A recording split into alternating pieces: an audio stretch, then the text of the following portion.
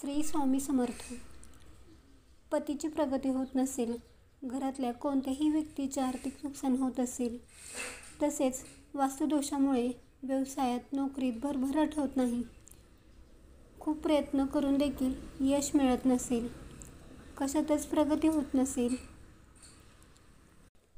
तर घरातल्या स्त्रीने हा उपाय करायचा आहे. यामुळे पतीची, मुलांची तसेच घरातल्या कोणत्याही व्यक्तीची प्रगती होईल, आर्थिक बरकट होईल, आर्थिक परिस्थिती चांगली होईल. यासाठी एक पूजेची सुपारी घ्यायची आहे.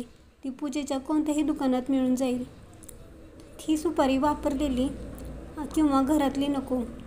ही सुपारी घरी आणल्यानंतर कोणत्याही वेळी, कोणत्याही दिवशी ती सुपारी देव्हाऱ्यात, देवघरात ठेवा. त्याला फुले, हळद, अगरबत्ती ओवाळा, पूजा करा. ती सुपारी समोर बसून एक मंत्र बोलायचा आहे. तो मंत्र आहे ओम नमो भगवते वासुदेवाय नमः.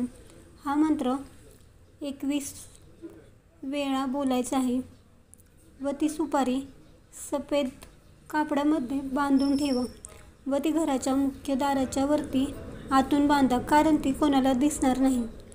या उपायाने तुमच्या पतीची, मुलांची प्रगती होईल व कोणत्याही प्रकारचे नुकसान होणार नाही.